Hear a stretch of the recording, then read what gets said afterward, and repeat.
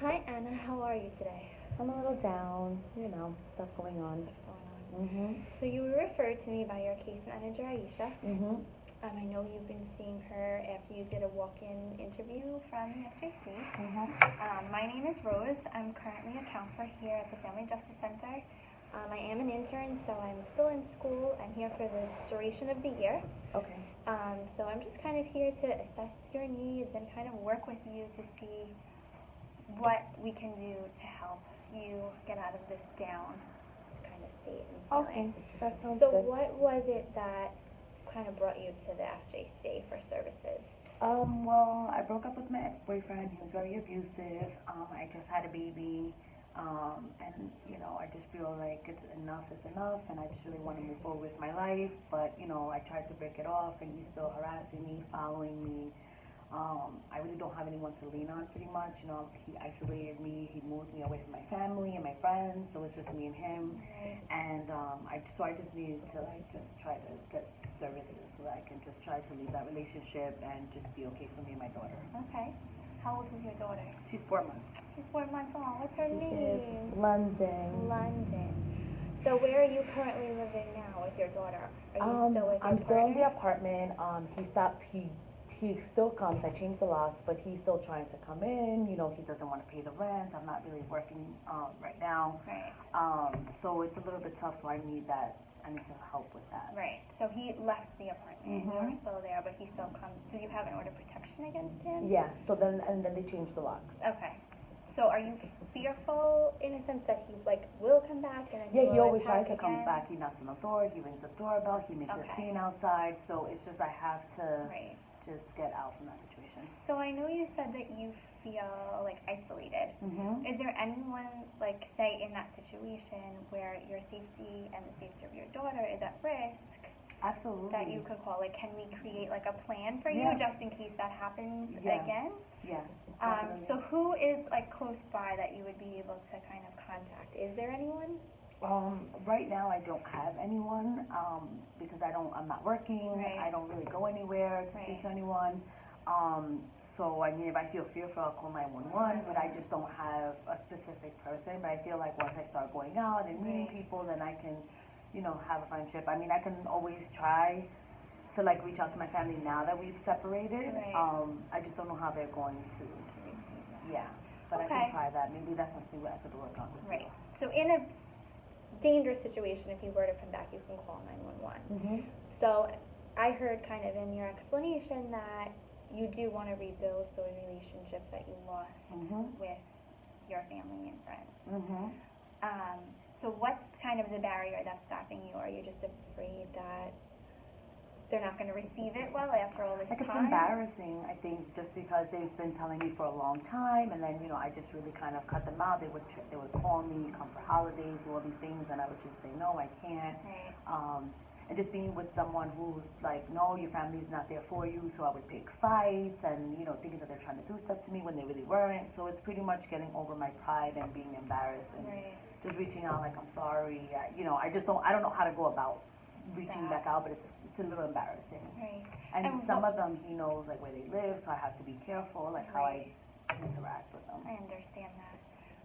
When's the last time you had any, say, do you have a relationship with your mom? Did you have a relationship with I your mom? did, so maybe almost a year now, because then when I got pregnant, he really, really just said he don't want my daughter around anyone, so he just we just had to move, so Right. I haven't spoken to him a year. Okay.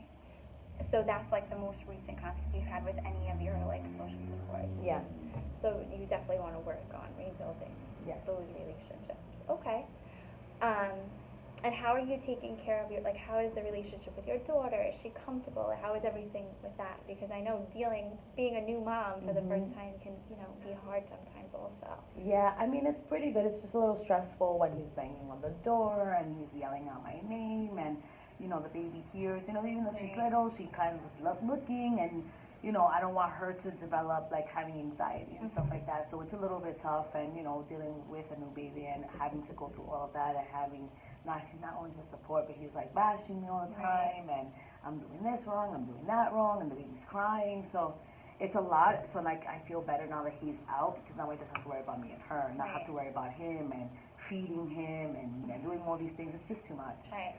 And I commend you for that, because I know being a mom isn't easy, and doing it on your own, and it's brave of you to even try to end that relationship when you're in such a tough position to begin with. So I commend you on that, and I definitely think that building your other social supports may help ease not so much the pain, but the burden a little bit. Yeah. A little bit off Absolutely. of you. So since that is kind of like your goal that you want to start with, maybe, do you think that maybe this week, like, you can initiate the conversation with your mom somehow? Like, I mean, yeah. I mean, I think it'll be okay. I think trying to Get her in with the baby, 'cause Right. maybe maybe she'll speak to me more because it's about the baby. right, I've been thinking about how to do it. I just don't know how. So I just think maybe sending her like a picture of the baby Right. and trying to set something up where she'll warm up to that. right. Now, is she like a texter? Will she text, or is she more of like Yeah, a she's a phone texter. person? No, she's a texter, so I can Right. text her a picture and if So maybe you could start that way. Send Yeah. the picture, and then maybe you could start leading up to a phone call, or Mhm. whatever you guys both agree. Well, I know once I send her the picture, she's gonna want to see the baby. So I Right. know that that'll be a way in, and then just I need to figure out how to have the conversation. I'm sorry, and I want to rebuild that. Even though she's my mom, it's still very hurtful of what Right. happened. So Right, and it's understandable. But I think, working towards that relationship, I think she might like that you're taking the initiative. Yeah, And I think it would be absolutely. beneficial for you too. Mhm. Great.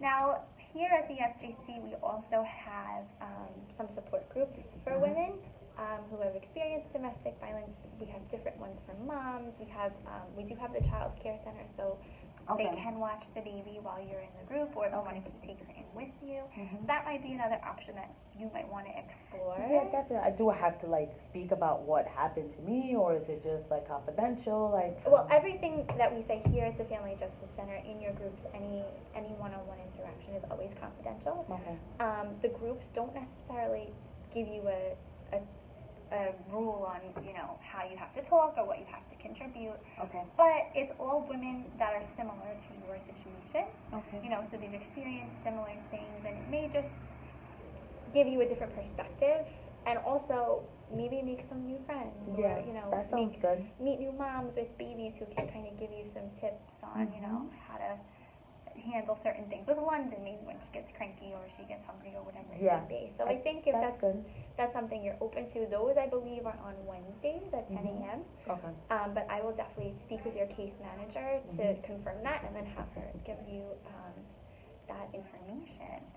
That sounds good. I definitely would like to do that. I need to start getting out and Right. being around other people instead of just me and the baby. In London. Mhm. And now, has your case manager told you about all the different services that we offer, that Chassis offers?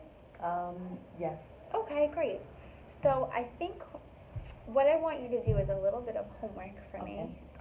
If you can, just kind of think about the relationship and what your life was like before the relationship versus after. Okay.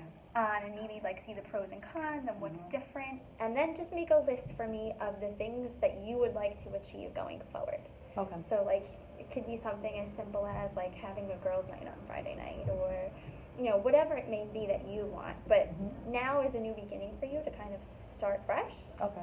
And I think the best way for us to work together and like work towards achieving those goals is if we know what they are. Okay. So maybe Sounds next good. week when we meet, if you want to continue our sessions, Yes. we can meet and discuss that, and then we'll just take one thing at a time Okay. and kind of work to build you to a place where you want to be for yourself and for your daughter. That sounds good to me. Okay, so would you like to make an appointment for next week? Yes. Okay, great. And the group. Awesome. All right, thank you so much.